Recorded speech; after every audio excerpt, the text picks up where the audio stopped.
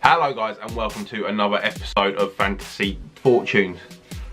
Oh god, that light on my head is horrific, isn't it? That's tragic. I'm going to have to do something about that. I'll be back.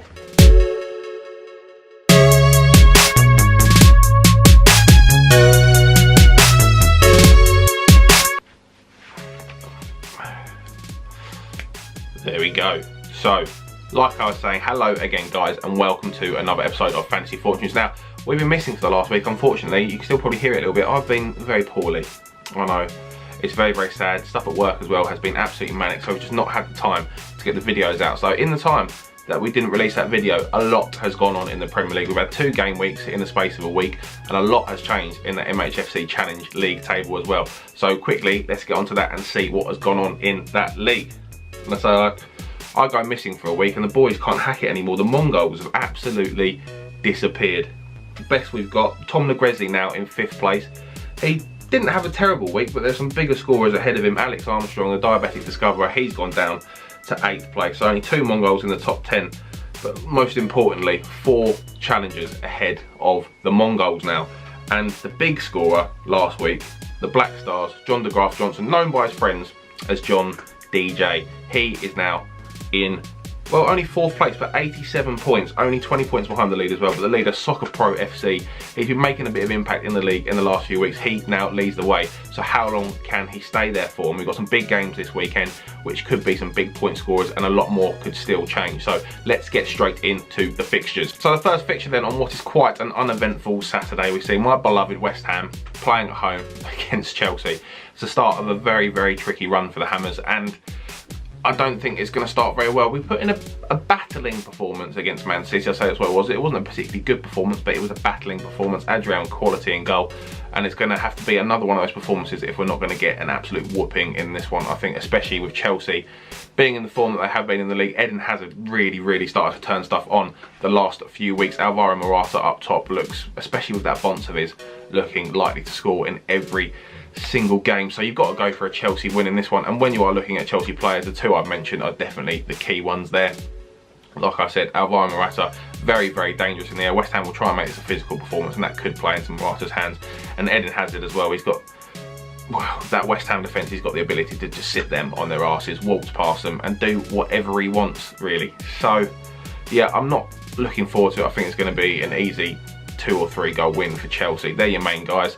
Both reasonably expensive though. You've got Alvaro Morata, he's up to 10.8 now. He's had a great season, one of the top point scorers in the Premier League in terms of fantasy football. And Eden Hazard 10.8 as well, so they're both the same, both expensive, but both definitely worth it. If you want a bit of a cheaper option for Chelsea, especially if you're thinking that West Ham aren't going to be scoring any goals, Christensen at the back, he's been a great player for Chelsea the last few weeks. He's looked very solid at his young age, and looks a bit dangerous going the other way as well. He's had a few good headers, a few off the post actually in the last couple of weeks as well, and at 5.5 million in the defence there, he could be a very good shout this weekend. Second game then, we've got Burnley versus Watford, and this is quite an interesting game because these 2 teams are definitely overperforming this season. Burnley haven't been as good at home though as they normally are. Watford, you don't really know what you're going to get with them. They're either going to be a bit lacklustre or they're going to be absolutely unstoppable.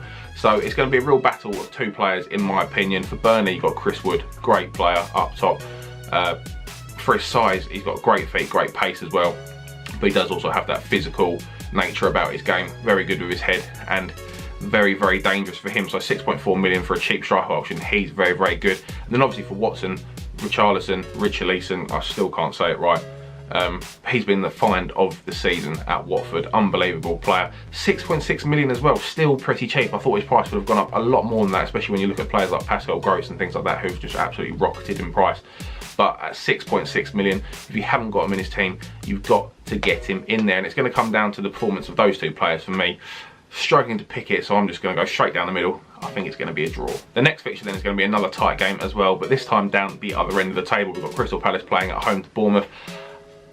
2 more teams that have been very inconsistent. Crystal Palace having kind of a mini resurgence under Roy Hodgson. Bournemouth have just been very unreliable all season, to be honest. They've not really found a key goal scorer, which is surprising considering the talents that they've actually got at the club.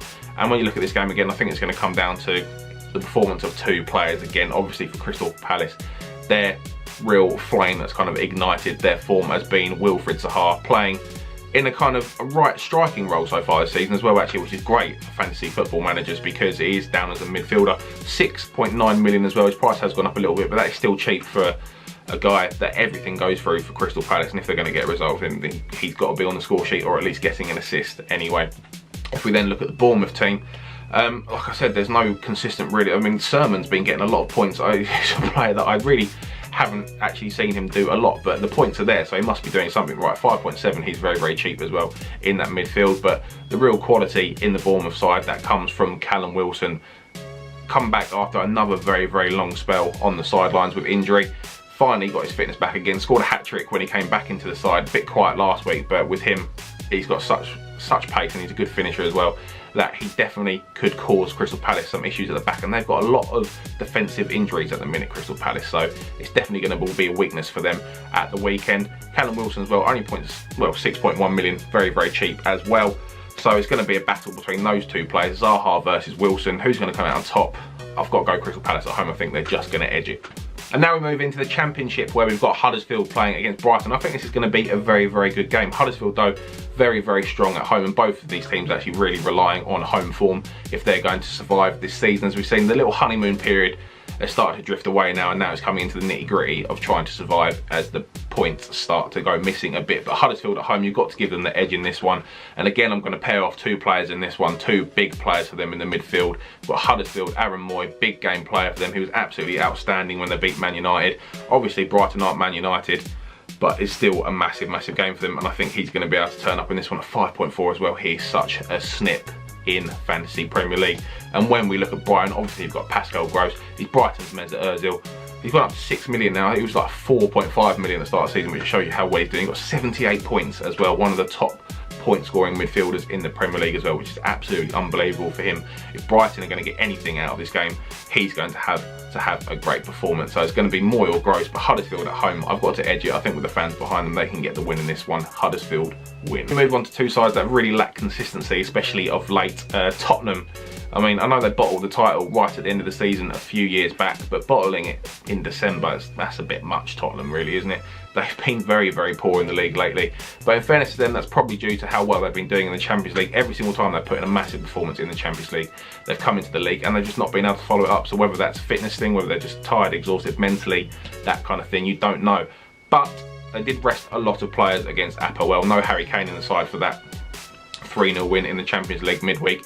So you've got to think that he's going to be coming back and fresh, because when he was rushed back for the North London derby, he just didn't look the same in that side ever since he came back. So another rest, maybe he's coming back into this fresh, and he will finally put in the performance that 12.8 million price tag is asking for.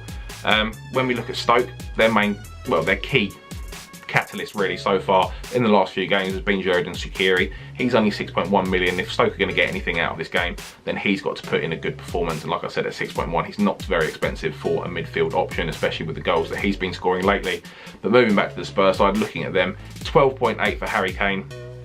If you think he's finally going to put in that performance, because when he scores, he doesn't just score one, he always scores 2 or 3. That's just the way it's worked for him so far this season. So if you put him in for 12.8, then it's going to be worth it if he does score. Obviously, if he doesn't, that's the risk that you're going to have to take with Harry Kane. If we're looking at someone that's going to be a bit more reliable and has been playing very, very well for them lately, you've got Heung-min Son, 7.9 million as well, not too expensive. The only issue with him is whether he's going to play 90 minutes in the game. But if he does play, even if he plays 60, 70 minutes, you're going to think he's going to be very, very dangerous. Very selfish as well, but obviously good players need to be selfish. Takes a lot of shots, not afraid to hit it from anywhere, and he's great left foot and right foot. So I think he's going to be the real key player in this one in terms of looking for a bargain. You've got to go for a Tottenham win, but I think it's going to be a lot tighter than they'd like it to be. And then we move on to a thriller at the Liberty Stadium. We've got Swansea City playing West Bromwich Albion. A battle for the ages. Obviously that's not true. It's going to be boring. It's going to be very boring. I think it's probably going to be a 0-0. So yeah, don't bother. Maybe put in a West Brom defender. Let's say Higazi, 4.7 million. And the final game on Saturday then, we have got Newcastle playing at home to Leicester City. Leicester City have had a bit of a mini revival of late, looking very, very dangerous again, especially Riyad Mahrez. He is, ever since he dyed his hair blonde for whatever reason people dye their hair blonde. it's brought some form back to him, and he's been playing very, very well. 8.4 million you pay for him, which isn't too expensive when you look at some of the other players in the league, and I think this is going to be a semi-comfortable Leicester win in this one. Newcastle have been very poor. Like, I think they've lost their last 6 in the league. They just don't have a consistent goal scorer. Matt Ritchie's been their only consistent player. 5.7 million for him in the midfield. He has been very, very good, but like I say, even when he's putting those deadly balls into the box and that kind of stuff, they've not got anyone there that can finish it. So I'm struggling to see where Newcastle are going to get goals from. Like I said, Leicester City, you've got Riyad Mahrez, obviously you've got Jamie Vardy, he's 8.6 million up top as well. But the real steal, I think, for Leicester City at the minute, Damari Gray, 5.3 million in the midfield. He's really, really come into his own, playing in off that left-hand side lately for Leicester. Got himself a few goals, looks very, very dangerous, not afraid to take a shot as well from distance. So yeah, he's going to be a bargain this one. I think 5.3 million Damari Gray, but it's got to be a comfortable Leicester win for me. Move on to Super Sunday, where we've got some football to be played, and we start at St Mary's with Southampton playing at home, obviously, to Arsenal. Arsenal, very unfortunate against Man United. I thought they were played really, really well. In fairness, it's just that, well, Man United were much the more clinical side, and David De Gea just must be cemented as the best goalkeeper in the world after that performance against Arsenal. But I thought Arsenal were very unlucky to not get something out of what's been the best game of the season so far. So if they play that well again, then they're going to have no trouble beating this Southampton side. And the players I'm going to go for, it's a reasonably controversial trio of players I'm going to go for in this one. Starting up front, Lacazette. I think he's been Arsenal's best and most consistent player all season. I really, really rate him as a striker. Pace, power, good finisher as well. 10.3 million you pay for him, so he's not that expensive when you compare him to a lot of the strikers in the top 60, or the big 6 if you want to call them that. So I'd get him in there. Mesut Ozil's been sensational lately as well. He's been assisting all of the assists that he can possibly try and assist in the Premier League the last few games, scoring some goals as well. And at 9.3 million, again, when you compare that to a lot of the midfielders around him in those big sides, he's cheap at 9.3 million as well. And then to finish off the trio, it's not Alexis Sanchez, it's Aaron Ramsey. Aaron Ramsey, 7.2 million. And he gets himself so involved, not afraid to get himself into the box and have a dig, and also then when he's not got a chance of getting in on goal, he'll quite happily lay it off to one of the more talented players and let them do something and get his fair amount of assists as well for that. So at 7.2 million, I think he's a real steal. Leaving Alexis Sanchez out there just because he's about 11.7, 11.8 million. He's very, very expensive. And in this Arsenal side that we all know play very, very well when they're all feeding off each other, he's still quite individual in what he does. So it's either going to be the Alexis Sanchez show, or it's going to be a mix of goals and points from everywhere else around the team. I'm going for a nice team performance this week, I think, so that's why I'm going for those 3. And if Arsenal play the way they play against Man United, they're going to sweep aside the Southampton side. It's going to be a comfortable win by a couple of goals for Arsenal. And then we move on to the Merseyside derby, one of the best derbies in English football, and a derby where all form can be completely disregarded. But as a man of science, obviously I'm just going to purely talk about form, because it's kind of what you have to do, really. And when you look at Liverpool form, it's ridiculous. The amount of goals they're scoring at the minute. A lot of issues they had with losing games because they were defensively poor, and they've decided that we don't care about being defensively poor anymore. All we're going to do is just score an absolute buttload of goals. And when you've got the likes of Philippe Coutinho, Mohamed Salah, Roberto Firmino, Sadio Mane, I mean, that 4 is just so lethal and it's ridiculous. I saw a stat earlier that I think when those 4 play on the pitch together, one of them scores a goal every 23 minutes, which is just ridiculous. I mean, that's 4 goals a game basically they're going to get if those 4 play, which is just absolutely sensational numbers. And Philippe Coutinho as well, especially, he's been absolutely ridiculous lately. I think in his last 2 games in all competitions, he's got 5 goals and 4 assists, something like that, which is just absolutely filthy numbers. So you've got to get him there, really, again, if we're going on form. And talking about those main 4, he's actually the 2nd cheapest out of those 4. They're all kind of in a similar ballpark, but let's go through them right now. The cheapest option you've got, Roberto Firmino up top. He's one of those players who either gets himself a couple of goals or he really, really goes missing, to be honest. I had him in my team for a good 3 or 4 weeks and he didn't do anything. Obviously I took him out, he scored himself 4 goals in 2 games. But that's how fantasy football goes, unfortunately. But like I said, he's the cheapest option at 8.5 million. Next cheapest option, you've got Philippe Coutinho, playing in that kind of left wing or sometimes playing in a bit of a deeper midfield role, but takes free kicks. Yeah, obviously puts a lot of balls into the box for those strikers and is not shy of having a shot himself as well. So 8.9 million the way he's playing as well. He is an absolute steal. The next most expensive, we move on to Sadio Mane, which is ridiculous that he's still 9.4 million in fairness, because he's played so little football this season. But that just goes to show how dangerous he is. So much pace and power. Not the prettiest footballer to watch, but he's so effective. Gets himself some goals. Great goal in the Champions League midweek against Spartak Moscow. Not sure he's going to be the player to get the start out of those four, though. He might be the one that misses out. And then obviously we've got the main man, Mohamed Salah, top goal scorer in the Premier League. Absolutely lethal on that left foot. Looks so much better, and just a changed man ever since we saw him in the Premier League with Chelsea 3 or 4 seasons ago. That time in Calcio A has really done him some good. And he is just absolutely lethal. 9.9 million for a midfielder, and obviously midfielder you get that extra point for the goal. So him being the top goal scorer in the Premier League right now, it's just points for those fantasy football managers up there. So there's the discussion between the main 4 guys. Obviously, if they all play well, then Everton don't stand a chance in this one. There's one man who could potentially do something to stop Liverpool walking away with this one, and that is Wayne Rooney. We saw him against West Ham. When he's on it this season, he's just still got so much class about him. Such a quality player. Technique is just on point, and he's not afraid to fight for his team as well. So it's all going to be depending on the Wayne Rooney performance to me, if they can get something out of this game. 7.3 million, takes up a striker slot though. But penalties, all of these things are possibilities in a Merseyside derby. He'll be on the penalties. Leighton Baines obviously still out with injury. So there is a chance of points there if you want to take a risk, but I've got to go with, I think it's going to be an absolute cracking game, but I've got to go with a comfortable Liverpool win in the end. And then we move on to the big game, the biggest game of the season so far. A lot of people are calling it. We've got the Manchester derby. So it's a Sunday of derbies. Manchester derby as well, also obviously an awesome fixture every single time it's played, but I'm going to be a bit controversial and say that this one has got the potential to be very rubbish, unfortunately. I think if Pogba was in the frame, we'd be looking at a completely different game. But without Pogba in the side, we know how poor they have been when they've been Pogba-less so far this season. When he was out injured, they really lost their form and were really struggling to score goals. So him not being in the side is going to bring out another bus parky performance, I think, from Jose Mourinho. And then we did see Man City playing against West Ham. West Ham approached the game with a very similar tactic, obviously, as they would be, being down the bottom of the table, trying to get something from that game. Kind of sat back, looked for the counter-attack. And that's very much what this is going to be. Man City really did struggle actually to break down such a deep-sitting West Ham side. And you've got to think, with the defence that Man United have, it's obviously going to be even more difficult to break down that defence. So it's got the what we need in this. We need an early goal if it's going to be a good game. We need an early goal from Man City, really, to get Man United to come out and start playing out of their shell. But I think, yeah, Man United are just going to look to sit on it and try and nick it and get a 1-0 in this one. If it does go that way, which unfortunately I've got the feeling that it is going to go that way, then obviously it's not great looking at attacking options, because a lot of the attacking options are very expensive. But we'll go through the players anyway, and this is what I'm saying about the Man United performance I'm expecting here. The Man United players that I've highlighted, we've got David De Gea. He conceded a goal against Arsenal, so no clean sheet last season, but he's still got 8 points, still got himself in the team of the week because he made 14 saves.